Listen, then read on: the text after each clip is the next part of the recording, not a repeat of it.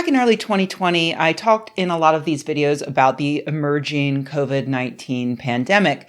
And I specifically mentioned a few times that there are certain things that we wouldn't know for sure for several years as researchers comb through data and sort fact from fiction. I was specifically referring to things like how deadly COVID-19 is exactly and how many people might have died due to hospitals being overwhelmed or the origins of the virus. I was not referring to things like effective treatments for the disease because that's something that researchers were actively working on and could see results for relatively quickly. For instance, ivermectin, the dewormer that my dog takes to stop him from getting ticks and fleas. As I noted in my excellent and very entertaining rundown on this back in August of 2021, this was the general timeline. In June of 2020, researchers pulled together a systematic review of ivermectin's previously studied effects on viruses, and they recommended more research. Later that month, other researchers tried ivermectin in a petri dish against COVID-19, and they also recommended more research in animals. Dozens of studies in animals were then performed, and the results of those were negative in that no benefit was found in treating COVID-19 with ivermectin. One preprint showed positive results, but it was so obviously fraudulent it didn't even get published. But it was enough for a bunch of lunatics to clear the shelves of pharmacies and vets' offices in order to get their fill of that delicious dewormer paste. And then there was the anti-malarial drug hydroxychloroquine, or HCQ.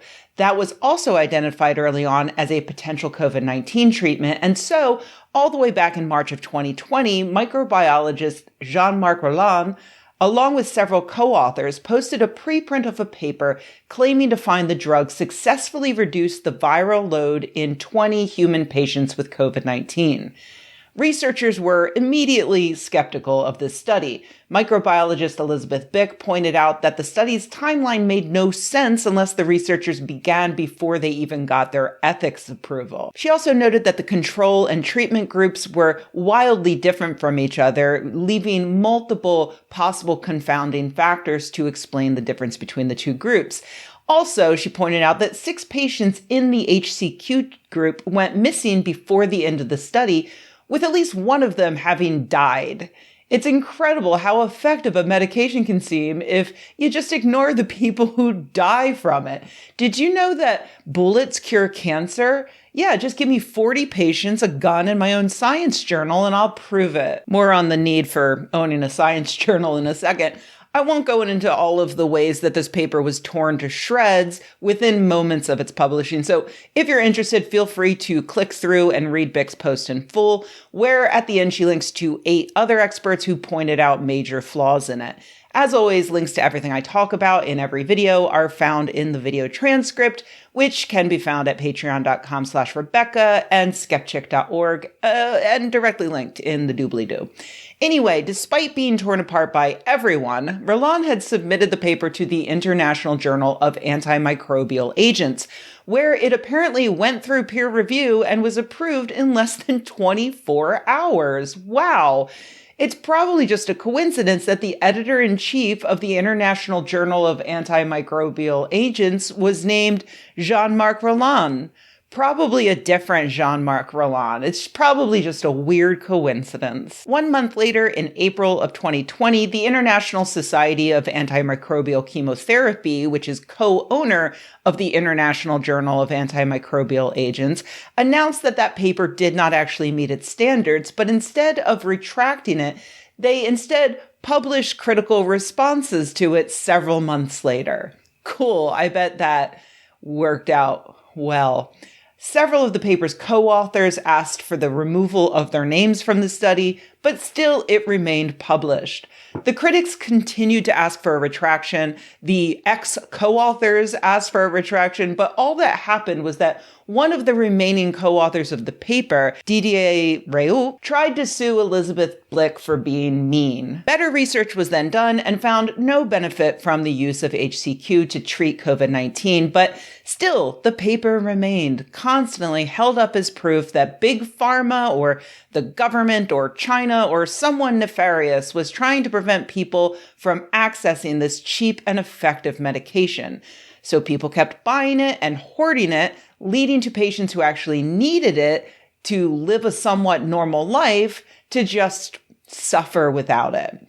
While HCQ does not do anything for COVID-19, it does treat conditions like lupus and a litany of dermatological conditions, which left those patients terrified of losing their medication. Sure, it's all ancient history, right? I'm bringing it up now because 4.5 years after that paper was published, doing irreparable damage to both people who needed HCQ to live a normal life and to those who actually had COVID-19 and needed an effective treatment, the International Journal of Antimicrobial Agents has finally retracted the paper due to the fact that concerns have been raised regarding this article, the substance of which relate to the article's adherence to Elsevier's publishing ethics policies and the appropriate conduct of research involving human participants, as well as concerns raised by 3 of the authors themselves regarding the article's methodology and conclusions. 4.5 years is how long it took them to write that.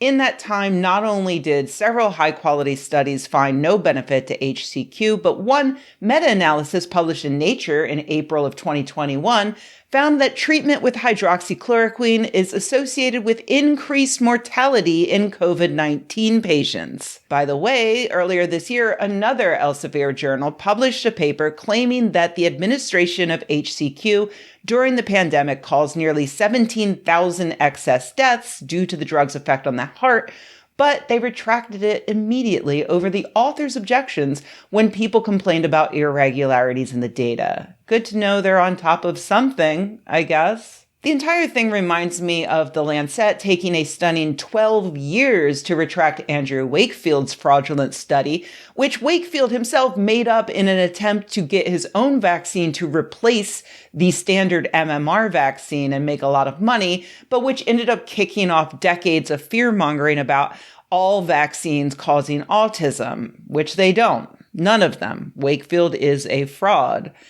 It's great that they finally retracted this paper, but when a bad paper is held up by conspiracy theorists as proof of their beliefs, a retraction years later only feeds right back into that conspiratorial thinking.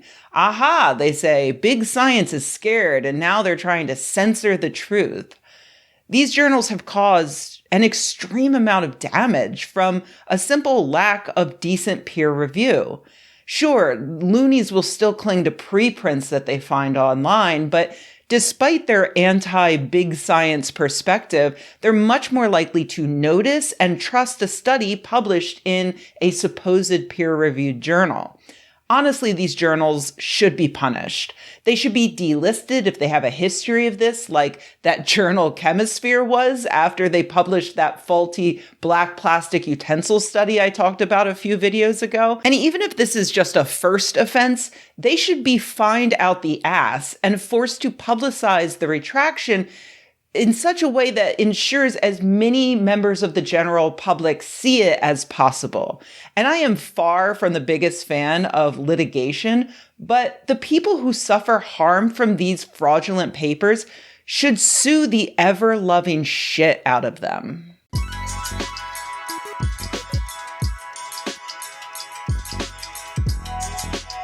Hey everybody, thanks for watching. If you enjoyed this video, please give it a like. If you loved the video, please subscribe. And if you think the world could use more videos like this and you happen to have a few bucks laying around, head to patreon.com/Rebecca and join an awesome community of nerds like the people whose names you see on the screen right now. Thanks.